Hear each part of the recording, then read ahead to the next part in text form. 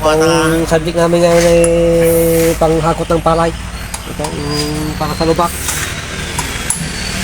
Ang sira nito ay yung langis. Pupunta doon yung tubig. Yung langis dumadami.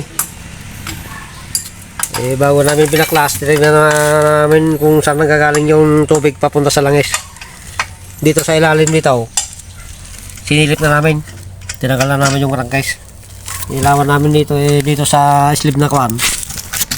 Number 1. Dito nagagaling yung tubig papunta sa langis. Yan yung tubig na kwan, unti-unti pupunta pababa sa langis. So. Itong model na ito tayo na. Basta mag-irata. Kaya kailangan i-overhaul ito. Baklasin mo namin.